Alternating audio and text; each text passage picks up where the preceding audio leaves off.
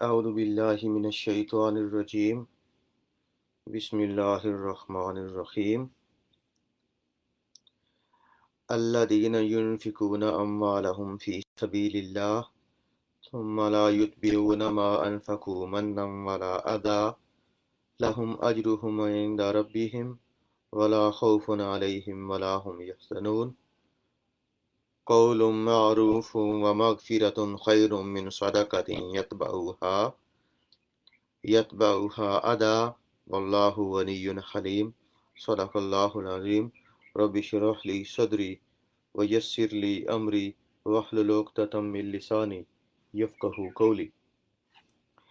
پچھلی دفعہ ہم نے یہ آیت پڑھی تھی کہ مثل الذین ینفقون اموالہم فی سبیل اللہ، کہ وہ لوگ جو اپنا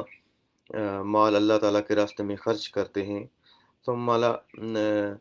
کمثل حبۃ، ان کی مثال اس طرح ہے جیسے کوئی بندہ ایک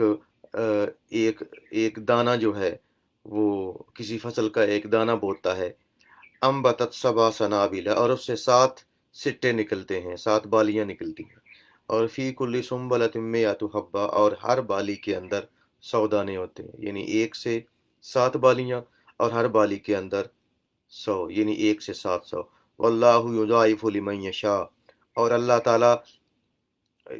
اور زیادہ بڑھاتا ہے جس کے لیے چاہتا ہے، یعنی اس سے زیادہ بھی، اور ہم نے حدیث ڈسکس کی تھی کہ یہ ثواب آگے لاکھوں میں بھی پہنچ جاتا ہے،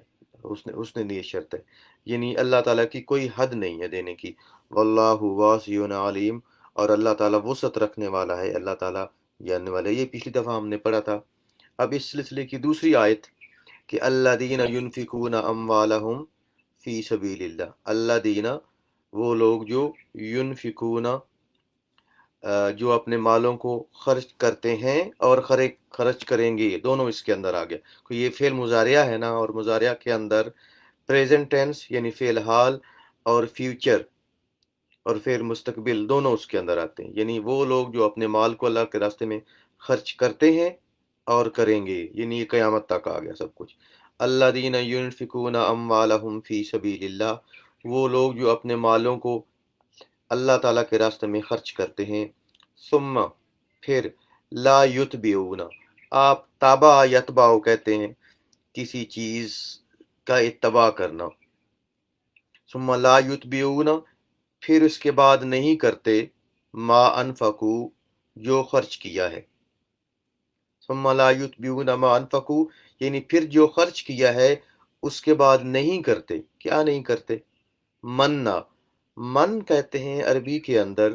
اس کے 2 مطلب ہوتے ہیں۔ ایک مطلب تو یہ ہوتا ہے احسان لقد، جس طرح قرآن مجید کے اندر ہے لقد من اللہ علی المؤمنین، کہ اللہ تعالیٰ نے مومنوں کے اوپر بہت بڑا احسان فرمایا۔ اذ بعث فیہم رسولا، جب ان کے اندر بہت بڑا رسول اللہ تعالیٰ نے جب اذ بعث فیہم رسولا، رسول جب ان کے اندر اللہ تعالیٰ نے ایک رسول اللہ صلی اللہ علیہ وسلم کو مبعوث فرمایا، تو بہت بڑے اور بھاری احسان کے لیے من لفظ استعمال ہوتا ہے۔ ٹھیک، اس کا ایک مطلب من کا یہ ہے۔ دوسرا من کا مطلب یہ ہوتا ہے کہ جتلانا، یعنی آپ کسی کے ساتھ کوئی اچھا کام کریں اور پھر جتلائیں کسی بھی طرح سے، یہ جتلانا آپ کا یہ احسان جتلانا آپ کا یعنی ڈائریکٹ الفاظ سے ہو، یا کسی حرکت سے ہو، یا کسی ایٹیٹیوڈ سے ہو، سمجھ رہے ہیں نا، یہ کسی بھی طریقے سے احسان جتلانا اپنا، ٹھیک ہے، اسے بھی من کہتے ہیں۔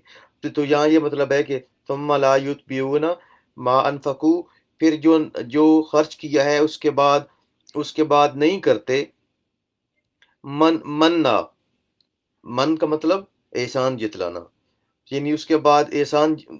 خرچ کرنے کے بعد احسان جتلاتے نہیں ہیں، ٹھیک ہے۔ ولا عزا، عزا ہوتا ہے تکلیف دینا، یعنی اگر کسی کو کچھ دیا ہے مثال کے طور پہ،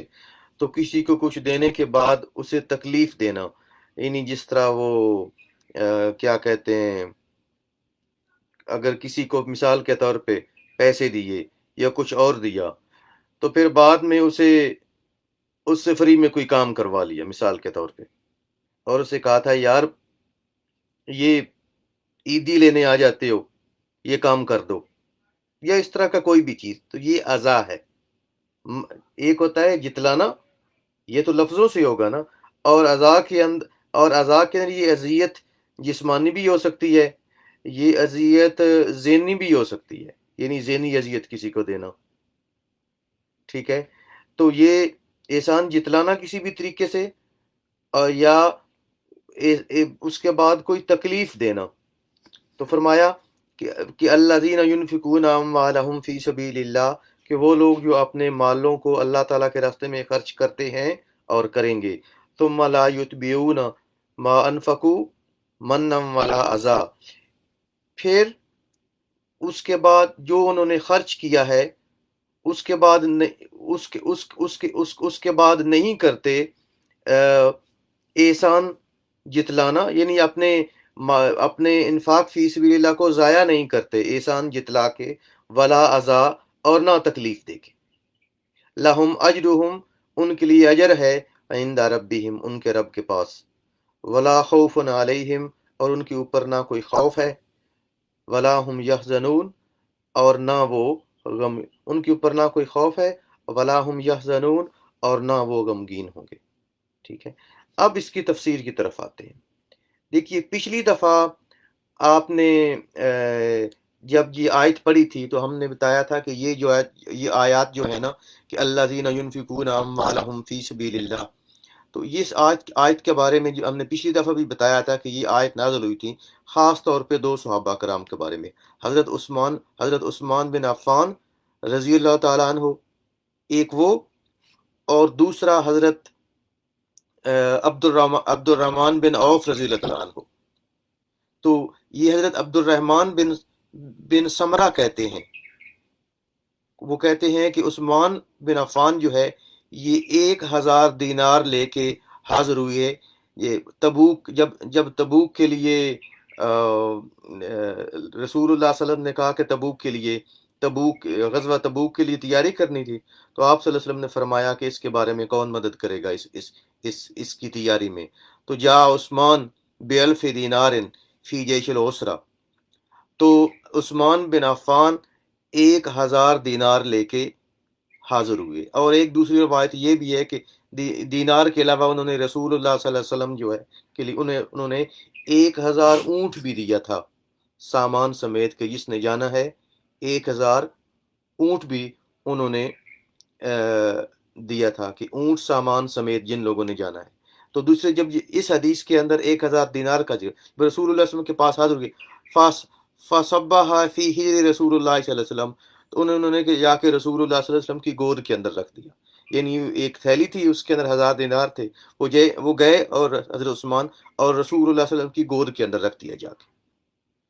عبد الرحمن بن سمرہ کہتے ہیں فرائیت یدخل یدہ فیہا، تو حضرت عثمان بن سمرہ کہتے ہیں میں نے دیکھا کہ رسول اللہ صلی اللہ علیہ وسلم ان اشرفیوں کے اندر ہاتھ ڈالتے ہیں، رسول اللہ صلی اللہ علیہ وسلم نے اشرفیوں کے اندر ایسے ہاتھ ڈالا جو بھی دینار تھے، سونے کے ہوتے ہیں، وَيُقَلِّبُهَا، اور رسول اللہ صلی اللہ علیہ وسلم ایسے ان ہاتھوں کے اندر الٹا پلٹ، جس طرح آپ کو کوئی چیز دے نا اس طرح کی، تو ہاتھوں میں الٹے پلٹتے ہیں نا، یقلب کہتے ہیں، تو رسول اللہ صلی اللہ علیہ وسلم نے ان اشرفیوں کے اندر ہاتھ ڈالا، دینار جو سونے کی اشرفیاں کی، اور ہاتھوں کے اندر ایسے جو ہے نا وہ جو ہے وہ تصویر میری پتہ نہیں ادھر آتی ہے نہیں، لیکن یہ فیس بک پہ ادھر آ رہی ہوتی، تو ایسے ڈال کے نا ایسے ہاتھوں کے اوپر رسول اللہ ان کو ایسے بار بار الٹا پلٹا رہے تھے رسول اللہ صلی اللہ علیہ وسلم، یعنی یہ خوشی کا اظہار ہے۔ اور اس کے بعد رسول اللہ ویقول، اور رسول صلی اللہ علیہ وسلم نے یہ فرمایا، اب غور سے سنیے گا، ما ذر ابن عفان ما عمل بعد الیوم، آج کے بعد عثمان کا کوئی عمل عثمان کو نقصان نہیں پہنچا سکتا۔ صرف یہ لفظ ہی نہیں سنیے، یہ دیکھیے کہ یہ لفظ کس ہستی کے منہ سے نکلے ہیں، جو اس کائنات میں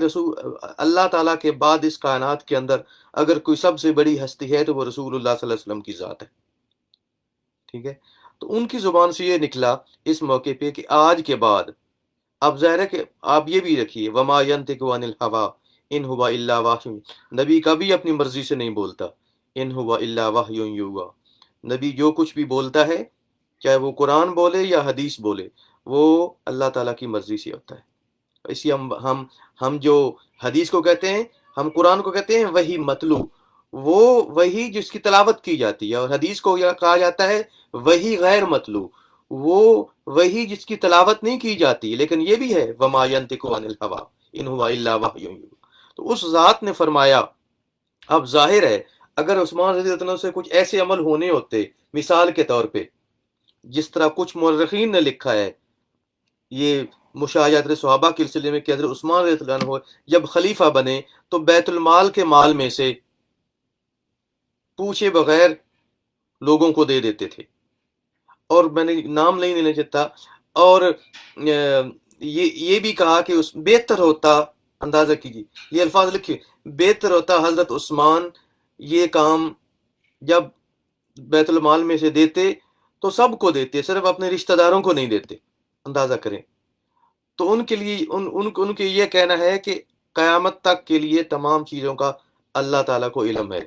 اگر حضرت عثمان رضی اللہ عنہ نے یہ اقربا، اسے اقربا پر بھی کہتے ہیں نا آپ، وہ عمران خان کرے، وہ زرداری کرے، وہ کوئی کرے، وہ حضرت عثمان کریں، کوئی بھی کرے، اقربا پر بھی ہے، اپنے جو سرکاری مال میں سے اپنے رشتہ داروں کو دینا، ٹھیک ہے، تو وہ کوئی بھی کرے اقربا پر بھی۔ تو اگر کوئی بندہ یہ کہتا ہے کہ عثمان رضی اللہ عنہ نے یہ کیا تھا اور رسول اللہ نے پھر بھی فرما دیا، جس طرح آپ حدیث آپ کے سامنے ہے، تو اس کا مطلب ہے کہ پھر نعوذ باللہ آپ یہ کہہ رہے ہیں کہ اللہ تعالیٰ کو پتہ نہیں تھا اور اس کے رسول اللہ صلی اللہ علیہ وسلم کو یہ اطلاع نعوذ باللہ نہیں تھی جب یہ واقعہ ہوا جو میں بیان کر رہا ہوں۔ تو اس طرح کے واقعات ہم پہلے کر چکا ہوں کہ اس طرح حضرت عثمان رضی اللہ عنہ جب خلیفہ نہیں بھی تھے تو اپنے رشتہ داروں کو اور سب کی مدد کرتے تھے، اور جب خلیفہ بنے تو پھر بھی بیت المال میں سے رشتہ داروں کی مدد بھی کرتے تھے اور باقی سب کی مدد بھی کرتے تھے۔ جس طرح یہ دیکھیں غزوہ تبوک کے موقع پہ یہ 1000 سونے کی اشرفیاں دینا، دینار، ٹھیک، 1000 دینار دینا، اور 1000 اونٹ دینا، تو سمجھیں 1000 اونٹ دینا ایسے ہی ہے جیسے کسی نے 1000 جو ہے وہ گاڑیاں دے دی آج کل کے زمانے کے اندر جنگ کے لیے، یا ٹینک دے دیے اس طرح کر کے سامان کے ساتھ۔ تو اونٹ اس زمانے کا ٹینک ہی ہوتا تھا۔ تو اس کے بعد رسول اللہ علیہ وسلم کا یہ فرمانا کہ ما ضر ابن عفان ما عمل بعد اليوم، کہ آج کے دن کے بعد عثمان کا کوئی عمل عثمان کو نقصان نہیں پہنچائے گا۔ اور آگے بھی سنیے، اور فرمایا اللہم لا تنسا ھذا اليوم لعثمان، اللہم اے اللہ، لا تنسا ھذا اليوم لعثمان، یہ دن عثمان کے لیے اللہ تعالیٰ تم کبھی نہیں بھولتا۔ اللہ کبھی بھولتا ہے؟ تاکید ہے کہ یہ میری دعا ہے، اللہ تعالیٰ آج کا دن جو ہے عثمان کے لیے کبھی نہیں بھولنا۔ اور آج کے دن اللہ کے نبی صلی اللہ علیہ وسلم نے فرما دیا کہ عثمان کا کوئی عمل اگر کوئی ہے بھی ایسا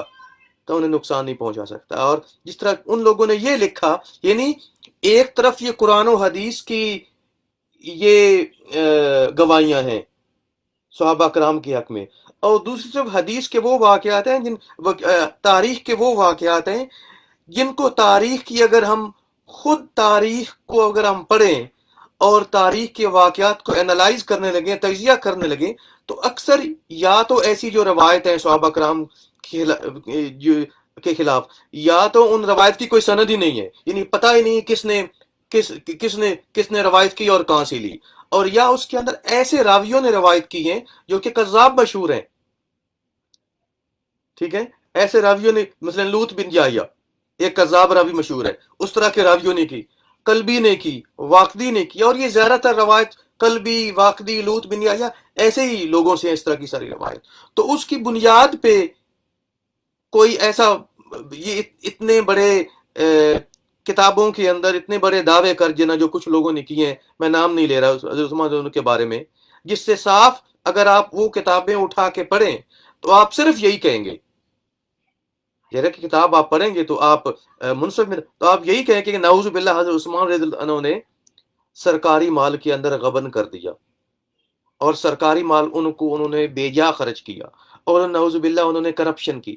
یہی سامنے نظر آئے گا نا۔ لیکن یہاں دیکھیے کیا لکھا ہے، عثمان رضی اللہ عنہ خرچ کر رہے ہیں تو کس کے لیے خرچ کر رہے ہیں؟ رشتہ داروں کے لیے نہیں، سب کو دے رہے ہیں۔ اسی دور کے اسی دور کی بات، انہوں نے بیر روما جو تھا مدینے کے اندر، ایک ہی کنواں تھا میٹھے پانی کا، ایک یہودی کے پاس تھا، انہوں نے پہلے آدھا اور پھر سارا لے کے اللہ تعالیٰ کے راستے میں وقف کر دیا، یہ بھی ان کا دینا۔ مدینے کے اندر ان کا مال آیا، جس کے علاوہ مدینے کے اندر کا تھا ان کا مال آیا، اونٹوں کی لمبی قطار. ایک یہودی نے کہا کہ عثمان جو تاجر تھا، یہ سارا مجھ سے لے لو، 10% لے لو، اوپر 10% منافع لے لو. اس زمانے کے اندر 10% بھی نہیں ملتا تھا. آج کل لوگ پتہ نہیں کتنا لے لیتے ہیں، کوئی اس کے اوپر ہے کیا کہتے ہیں، چیک اینڈ بیلنس ہی نہیں ہے. تو انہوں نے کہا نہیں، مجھے اس سے زیادہ مل رہا ہے. کہا ٹھیک ہے. انہوں نے کہا کتنا میں کوئی 10% دے رہا ہوگا، 15%. ان کا ٹھیک 20% لے لو. ان کا نہیں، مجھے اس سے بھی زیادہ مل رہا ہے. کہا 30 40 50، یعنی 100 کے اوپر 50% منافع لے لو. کہا نہیں، مجھے اس سے بھی زیادہ مل رہا ہے.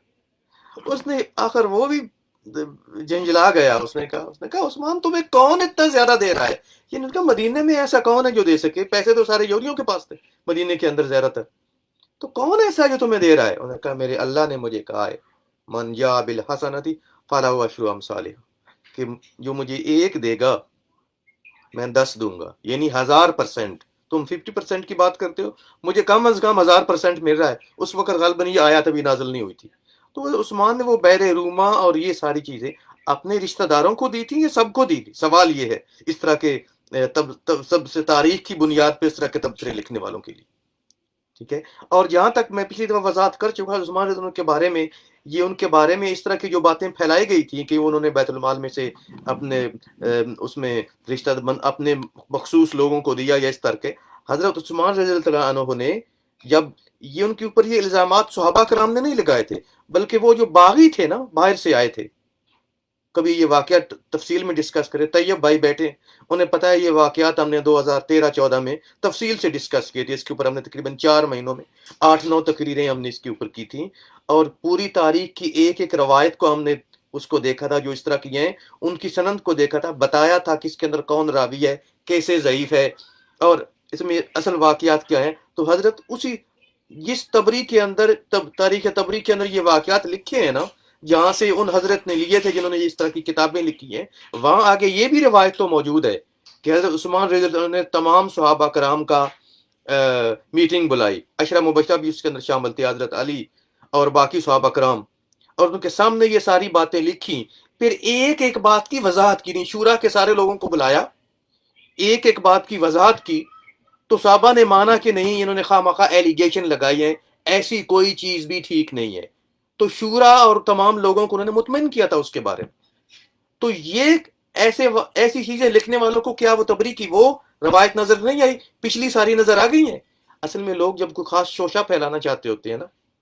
یا خاص سیاسی مقصد حاصل کرنا چاہتے ہوتے ہیں، تو چاہے وہ مذہب کے جس طرح آج کل مذہب کو استعمال کیا جا رہا ہے، تو وہ مذہب کے لبادے میں پھر اپنی مرضی کی روایات لے لیتے ہیں اور پھر ان کو چیزوں کو موڑ لیتے ہیں، جس طرح اس طرح کی کتابوں کے اندر. عثمان رضی اللہ عنہ کا یہ ہے کہ رسول اللہ نے فرمایا، جس طرح غزوہ تبوک کے موقع پہ کہ جب انہوں نے یہ جیسے ہم کہیں کہ رسول اللہ صلی اللہ علیہ وسلم کی گود میں جا کے انہوں نے 1000 دینار رکھے، تو حضرت عبد الرحمن بن سمرہ جو اس حدیث کے راوی ہیں، وہ فرماتے ہیں کہ میں نے دیکھا کہ رأیتہ یدخل یدہ فیہا ویقلبھا، کہ رسول اللہ صلی اللہ علیہ وسلم کو میں نے دیکھا اپنے ہاتھ انہوں نے اشرفیوں کے اندر، سونے کی دیناروں کے اندر داخل کیے، اور اپنے ہاتھوں کے اندر الٹا پلٹا اس طرح اشرفیوں کو. ویقول، میں دوبارہ دہرا دوں، ویقول رسول نے یہ فرماتے ہوئے میں نے سنا کہ ما ضر ابن عفان ما عمل بعد اليوم، کہ آج کے دن کے بعد عثمان کو اس کا کوئی عمل نقصان نہیں پہنچا سکتا. ٹھیک. اور دوسرا اس کے بعد یہ فرمایا کہ اللہم لا تنس ھذا اليوم لعثمان، اور اے اللہ آج کے بعد، اے اللہ آج کے دن کو، آج کا دن عثمان کے لیے اے اللہ تم کبھی نہیں بھولنا. اللہ ویسے بھولتا نہیں ہے، لیکن رسول کی یہ خاص دعا. اور پھر اور اس کا ایک دوسرے ربی ہیں، وقال ابو سعید الخدری، حضرت ابو سعید خدری رضی اللہ عنہ فرماتے ہیں کہ رأیت النبی، کہ میں نے نبی صلی اللہ علیہ وسلم کو دیکھا، رافعا یدیہ، کہ انہوں نے اپنے ہاتھ کو اٹھائے، یعنی وہ بھی وہاں موجود تھے. انہوں نے کہا میں نے رسول اللہ صلی اللہ علیہ وسلم کو دیکھا رافعا یدیہ، کہ وہ اپنے ہاتھوں کو اٹھائے ہوئے تھے، یدعو لعثمان، اور عثمان کے لیے دعا کر رہے تھے. یعنی اشرفیاں اس میں تھی، اپنے ہاتھوں کو اٹھایا اور رسول اللہ صلی اللہ علیہ وسلم نے حضرت عثمان کے لیے دعا کی، اور کیا کہا؟ یا رب عثمان، اے عثمان کے رب، انی رضیت عن عثمان، میں عثمان رضی اللہ عنہ سے راضی ہو گیا ہوں، فرض آن ہو، تو آپ بھی ان سے راضی ہو جائیں. کتنی بڑی بات ہے. رسول اللہ صلی اللہ علیہ وسلم فرما رہے ہیں کہ اے اللہ تعالیٰ میں عثمان سے راضی ہو گیا ہوں،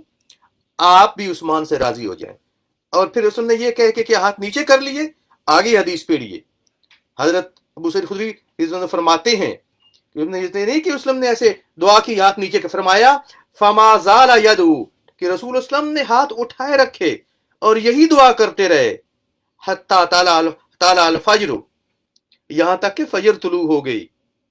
یعنی رسول اللہ صلی اللہ علیہ وسلم نے رات کو کہیں یہ واقعہ ہوا، رسول اللہ صلی اللہ علیہ وسلم نے یہ دعا کرتے رہے حالانکہ فجر طلوع ہو گئی. یہی دعا کرتے رہے کہ اے اللہ تعالیٰ میں عثمان سے راضی ہو گیا ہوں،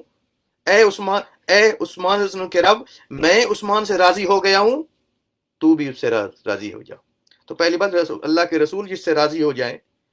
تو اللہ راضی نہ ہو یہ ہو ہی نہیں سکتا. لیکن انہوں نے خاص دعا کی کہ اے اللہ تعالیٰ میں حضرت عثمان کے لیے راضی ہو گیا ہوں تو آپ بھی ان سے راضی. تو رسول اللہ صلی اللہ علیہ وسلم دعا کرتے رہے حتی طلع الفجر، تک کہ فجر طلوع ہو گئی. فنزلت، اور پھر یہ آیات نازل ہوئیں. سنیے، الذین ینفقون اموالہم فی سبیل اللہ، یہی آیت جس کی آج ہم تفسیر پڑھ رہے ہیں. تو یہ آیت کا سبب نزول ہے کہ یہ جو آیت پڑھی کہ الذین ینفقون اموالہم فی سبیل اللہ، کہ وہ لوگ جو اپنا مال اللہ تعالیٰ کے راستے میں خرچ کرتے ہیں، ثم لا یتبعون ما انفقوا منا ولا اذى، پھر اپنے اجر کو ضائع نہیں کرتے احسان جتلا کے اور تکلیف دے کے. فرمایا لہم اجرہم عند ربہم، ان کا جو اجر ہے ان کے پاس محفوظ ہو گیا. یعنی عثمان نے یہ جو خرچ کیا ہے، اس کو اس وقت تو مفہوم یہ تھا کہ انہوں نے جو خرچ کیا ہے ان کا اجر ان کے رب کے ہاں محفوظ ہو گیا ہے. ولا خوف علیہم، اور انہیں کوئی خوف نہیں ہے. ولا هم یحزنون، اور نہ وہ قیامت کے دن غمگین ہوں گے. نہ انہیں اس دنیا میں کوئی خوف ہے کسی قسم کا اعمال کے معاملے میں، ولا هم یحزنون، اور نہ قیامت کے دن جب قیامت قائم ہوگی نہ انہیں اس دن کوئی خوف ہوگا. تو یہ تو وہ لوگ تھے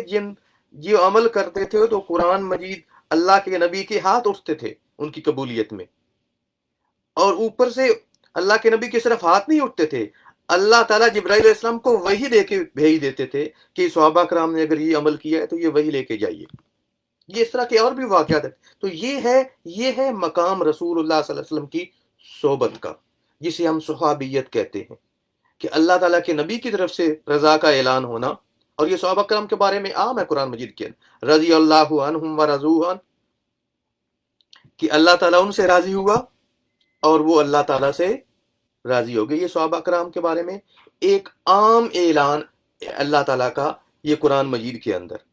اور یہ بھی اللہ تعالیٰ نے فرمایا کہ لا یستوی منکم من انفق من قبل الفتح وقاتل، کہ تم میں سے جس نے فتح مکہ سے پہلے خرچ کیا، جس طرح عثمان ہے،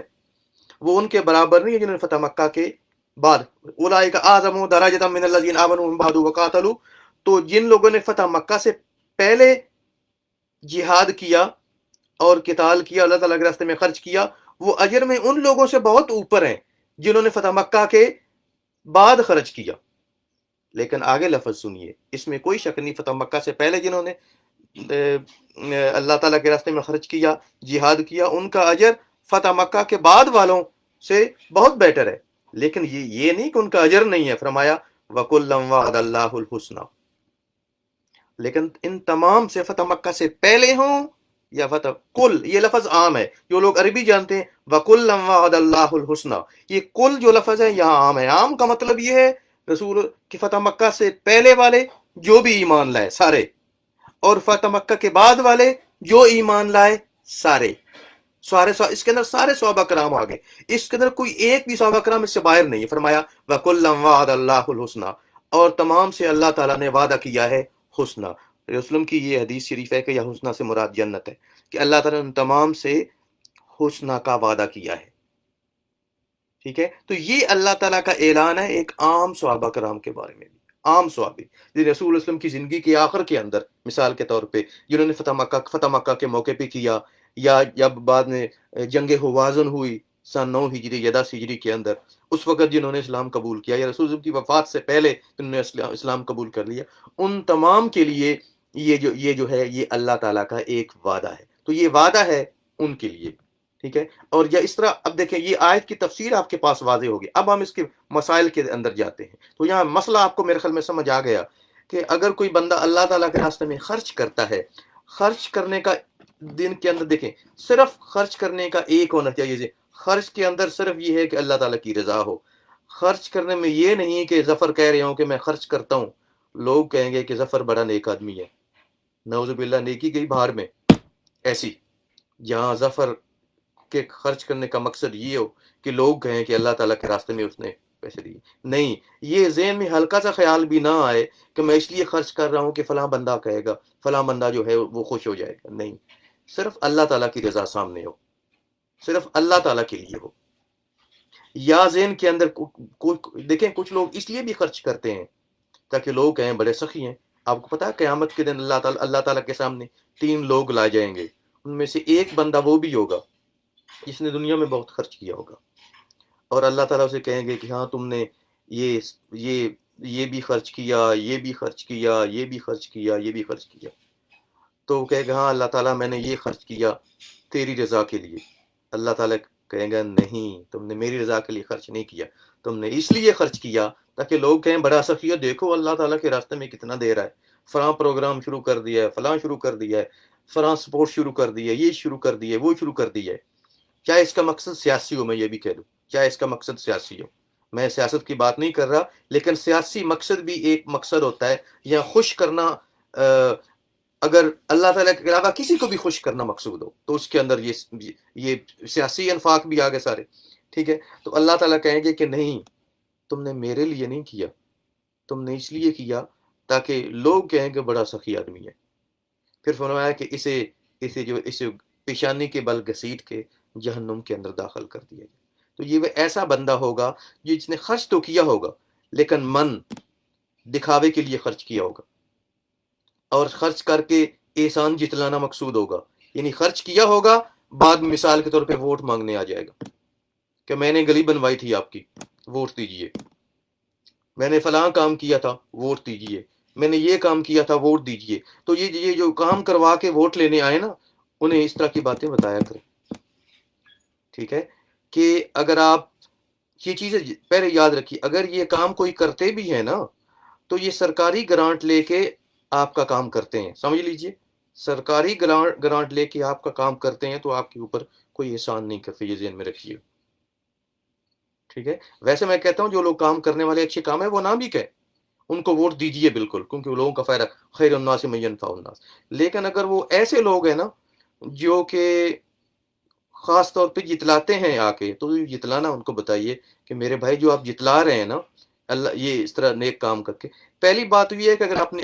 اپنے پاس سے خرچ کیا ہے پھر تو آپ کا انفاق فی سبیل ہے. اگر گورنمنٹ کے پیسوں میں سے لے سے خرچ کیا ہے تو احسان تو نہیں ہے. پہلی بات آپ کی ذمہ داری، اپنی ذمہ داری اپنی ادا کی. ٹھیک ہے، ذمہ داری اپنی ادا کی تو ٹھیک ہے، آپ ڈیزرو کرتے ہیں آپ کو دوبارہ وہ، لیکن یہ جتلانا بہرحال غلط ہوتا ہے. دوسرا احسان کر کے جتلانا یہ ہے کہ بعد میں کسی کو کچھ دے دیا اور بعد میں کہا میں تمہیں پچھلی عید پہ پیسے نہیں دیے تھے، یا پچھلے رمضان میں تمہیں پیسے نہیں دیے تھے، یہ اس طرح کر کے. تو یہ جو اور یہ جتلانا جس طرح میں نے بتایا، یہ جتلانا لفظی بھی ہو سکتا ہے اور ایٹیٹیوڈ سے بھی ہو سکتا ہے. ٹھیک ہے، اور بلکہ فقہا نے تو یہاں تک لکھا ہے کہ جس بندے کو آپ نے کچھ دیا ہو، ٹھیک ہے، تو اگر آپ یہ سمجھتے ہیں کہ آپ کا اس کو سلام کرنا، وہ یہ سمجھ رہا ہو کہ پہلے آپ اسے سلام نہیں کرتے تھے، اب پاس سے گزر رہے ہیں، زور سے ٹھوک کے سلام کر رہے ہیں، تو کہیں سلام سے اگر وہ یہ سمجھ رہا ہے کہ سلام سے مقصد آپ کو اس کو یاد دلانا ہے کہ آپ نے اسے اس عید پہ پیسے دیے تھے،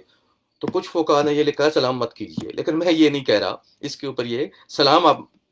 پیسے دیں یا نہ دیں، سلام ایک علیحدہ چیز ہے، سلام کیجیے. لیکن یہ میں احتیاط بتا رہا ہوں کہ کوئی بھی ایسی چیز انڈائریکٹ، کوئی آپ کا ایک ایسا فعل جو کہ نظر آتا ہو، کوئی ایسا فعل جو کہ نظر نہ آتا ہو، کسی کو ذہنی طور پہ کچھ کرنا، یا کسی کو کچھ ڈائریکٹلی زبان سے کچھ کہنا جس سے یہ تاثر پیدا ہو کہ آپ جتلا رہے ہیں، آپ اسے یاد کروا رہے ہیں کہ آپ نے اسے کچھ دیا تھا، اس کی کچھ مدد کی تھی. یہ اس طرح کی جتنی بھی چیزیں ہیں یہ من کے اندر آتا ہے، احسان جتلانا. ٹھیک ہے، اور دوسرا عزا یہ ہے کہ آپ کہیں آپ مثال مثلا یہ ایک سیدھی سی، وہ ہمارے گاؤں میں ایک دفعہ کسی نے غالباً سوال کیا تھا ہمارے عالم سے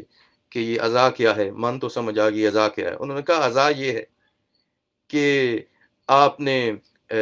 آپ کا جو ملازم ہے وہ کوئی بندے ذمہ دار تھے، وہ ساتھ ہی ان کا گھر تھا مسجد کے، تو ان کا جناب عزا یہ ہے کہ آپ کہیں کسی بندے کو کہ میں نے تجھے پچھلی عید پہ ایک گندم کی بوری دی تھی، تو یہ جو میری بھینس ہے یہ وہاں سے کھول کے دوسرے قلعے پہ باندھ دو. تو یہ اس قلعے سے کھول کے ادھر باندھنا اور پچھلا احسان یہ عزا دینا ہے اسے، وہ اپنے اللہ تعالیٰ کے راستے میں دیا تھا. ٹھیک ہے، تو بعد میں اس بندے کو کسی وجہ سے آپ اس طرح کا کوئی کام کہہ دیں اور کہیں گے نہیں میری گاڑی صاف کر دے، یہ کر دے، وہ کر دے، یہ ساری چیزیں، تو یہ سارے ان چیزوں میں احتیاط کیجیے، کیونکہ اگر ایسا کرتے ہیں آپ کو ہر چیز کا معاوضہ دینا چاہیے جو آپ کسی سے کام لیتے ہیں. اگر آپ اس طرح کوئی کام کرواتے ہیں تو اس کا مقصد یہ ہے کہ آپ کے اس کے ذہن کے اندر بھی جا سکتا ہے کہ کبھی آپ نے اس کی ہیلپ کی تھی اور اب آپ اسے یہ احسان جتلا رہے ہیں یا اسے اذیت دے رہے ہیں. ٹھیک ہے، تو یہ تو ہوگی اچھا اس میں یہ ذہن بھی رکھے کہ اس دنیا پہ ایک تو یہ اس کے نصابت آ کے ثم لا یتبعون ما انفقوا منا ولا عذا، پھر اس احسان کو ضائع نہیں کرتے ہیں، جتلا کے اس انفاق کو ضائع نہیں کرتے ہیں، احسان جتلا کے اور تکلیف پہنچا کے. اس کا مطلب کیا ہوا؟ اس کا مطلب یہ ہوا کہ اگر کوئی بندہ اللہ تعالیٰ کے راستے میں خرچ کرتا ہے لیکن پھر جتلاتا ہے تو وہ ضائع ہو جائے گا. اگر جس کو دیا ہے اس کو تکلیف دیتا ہے پھر بھی ضائع ہو جائے گا، اس مال کی وجہ سے تکلیف دیتا ہے یہ بھی ضائع ہو جائے گا. ٹھیک ہے، تو اس بنیاد پہ فقہا نے لکھا ہے کہ یہ کسی کو احسان جتلانا یا احسان کے بعد اسے اس کی وجہ سے کوئی ایسی تکلیف میں ڈالنا، مشکل میں ڈالنا، اس سے کوئی کام لینا اس طرح کر کے، تو یہ دونوں جو ہیں یہ کبائر میں سے ہیں، یہ گناہ کبیرہ میں سے ہے.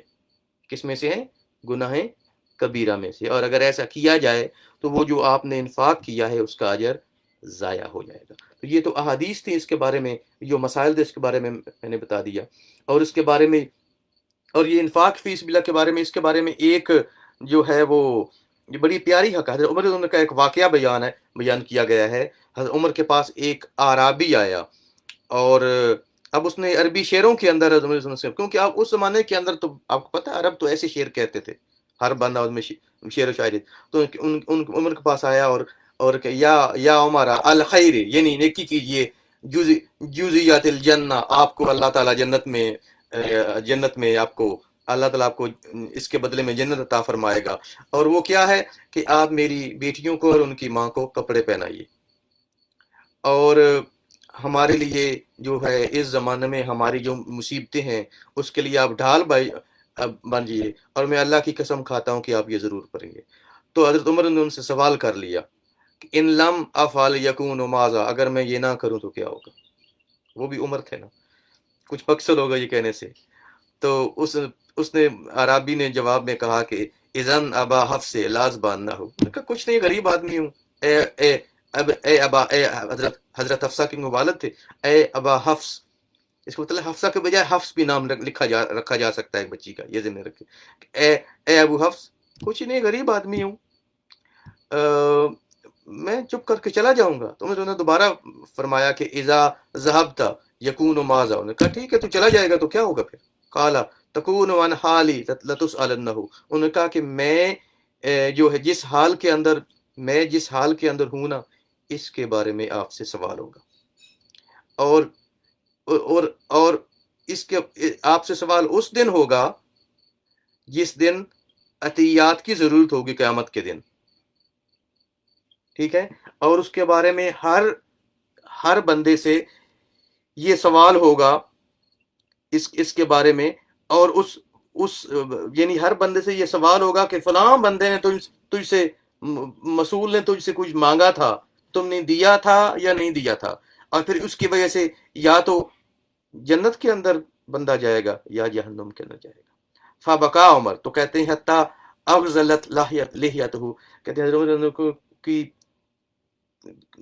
زار و قطار رونے لگے، یہاں تک کہ آپ کی داڑھی مبارک لحیہ مبارک آپ کی تر ہو گئی آنسوں کے اندر. ثم قالا یا غلام، پھر انہوں نے کہا کہ اے میرے غلام کو کہا اے غلام ایتہی قمیصی،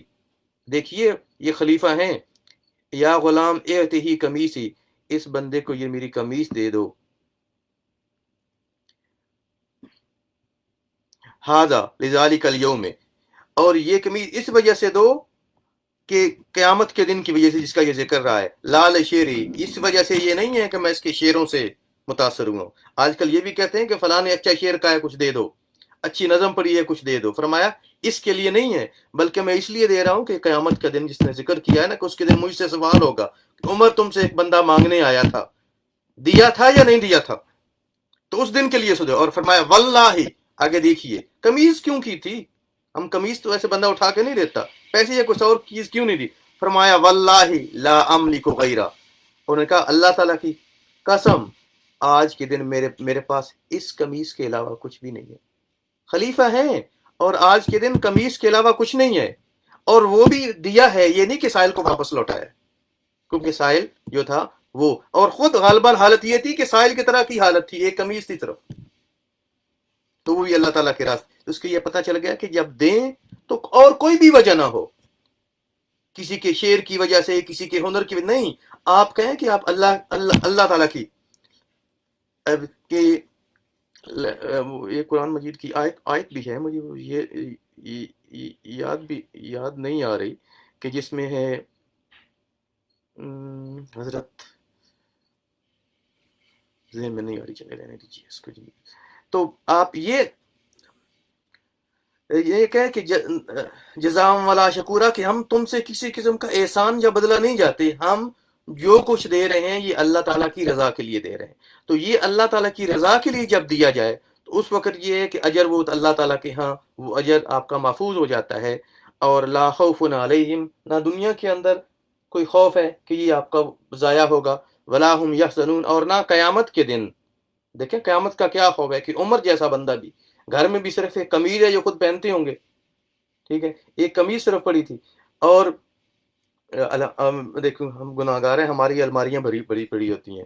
اور ہم پھر بھی دیکھیں رمضان گزر گیا ہے اور ہم جیسے بندے ہیں کہ پوری الماریاں بھری پڑی تھیں اور ہم وہ دے سکتے تھے، اللہ تعالیٰ کے راستے میں نہیں دی۔ اور یہاں دیکھیں مسلمانوں کا خلیفہ ہے، ایک قمیص ہے، وہ بھی اللہ تعالیٰ کے راستے میں دے دی ہے۔ تو یہ ہے کہ اگر ہم اس طرح اللہ تعالیٰ کے راستے میں دیں گے تو پھر قیامت کے دن کوئی کسی قسم کا خوف نہیں ہوگا۔ تو اس لیے یہ ایک چیز یا میں جو ہے آپ لوگوں سے گزارش کر دوں کہ دیکھیے عام طور پہ رمضان کے اندر ہم بہت کچھ صدقہ خیرات کرتے ہوتے ہیں، زکوٰۃ تو اکثر رمضان میں نکالتے ہیں، یہ بہت اچھی بات ہے، اس میں کوئی شک، لیکن یہ ذہن میں رکھیے آپ جب دیتے ہیں نا اللہ تعالیٰ کے لیے، اللہ تعالیٰ کی ذات رمضان کے بعد بھی ہے نا، اور غریب بھی رمضان کے بعد ہے۔ نعوذ باللہ، نہ اللہ تعالیٰ کی ذات ختم ہوئی ہے نہ غریب ختم ہوئے، پاکستان میں دیکھ لے، یہاں دیکھ لے۔ تو کوشش کیجئے کہ رمضان میں جس طرح دیتے ہیں اس طرح آپ باقی دنوں میں بھی دیں۔ رمضان میں 70 گنا ملتا ہے، لیکن اپنا کہ انما یوفی الصابرون اجرہم بغیر حساب، اللہ تعالیٰ صبر کرنے والوں کو بغیر حساب دیتا ہو۔ تو اللہ تعالیٰ رمضان کا اجر کبھی بھی دے سکتا ہے، یہ اجر جو ہے نا اس کا وہ اللہ تعالیٰ نے اپنے ہاں رکھا ہوا ہے۔ جس نے فرمایا تھا کہ اگر ایک بندہ ایک کھجور بھی اللہ تعالیٰ کے راستے میں دیتا ہے تو وہ اللہ تعالیٰ اس کی اس طرح پرورش کرتے ہیں جس طرح تم بچڑے اپنے بچڑے کی کرتے ہو یا جانور کی کرتے ہو، اور قیام بڑھتے بڑھتے وہ اجر جو ہے قیامت کے دن احد پہاڑ کے برابر سونا خرچ کرنے کے برابر ہو جاتی ہے۔ یہ رمضان کی بات نہیں کی گئی، یہ عام ہے حدیث۔ تو دیکھیں غریب بھی ختم نہیں ہوئے، اللہ تعالیٰ کی ذات بھی ادھر موجود ہے جو آپ کو اجر دے گی۔ تو رمضان کے بعد بھی اگر کوئی ضرورت مند ہے، بلکہ ضرورت مندوں کو ڈھونڈیے اور ان کی مدد کیجیے۔ اور میں کہتا ہوں کہ آپ کوشش کیجیے، جو صاحب حیثیت لوگ ہیں کوشش کریں کہ ایسے لوگ ڈھونڈ کے ان کی ایسی لمسم مدد کریں کہ کوئی ایسا کام کریں کہ وہ سوال سے بچ جائیں، یعنی کوئی ایسا کام کریں، ایسا کوئی بندہ ڈھونڈیے، پن پوائنٹ کیجیے، مل جاتے ہیں لوگ ایسے۔ وہ کوئی چھوٹا موٹا کام اس طرح کا، اسے آپ 5-10 ہزار دینے کے بجائے تھوڑے سے زیادہ دے دیں، مہینے بعد دے دیں، 2 مہینے بعد دے دیں، سال بعد دے دیں ایک دفعہ، کہ ایسا کوئی ایک بندہ ڈھونڈ کے کہ وہ سوال سے بچ جائے۔ تو اللہ تعالی ہمیں عمل کی توفیق عطا فرمائے۔ ہم ڈسکنیکٹ ہو گئے ہیں ادھر سے زوم سے، اللہ تعالی عمل کی توفیق عطا فرمائے، اور جو کچھ ہم نے پڑھا اور سنا ہے اس کو یاد رکھنے، اس کو سمجھنے، اس پہ عمل کرنے، اسے دوسروں تک پہنچانے کی توفیق عطا فرمائے۔ جزاک اللہ خیر۔ السلام علیکم ورحمۃ اللہ وبرکاتہ۔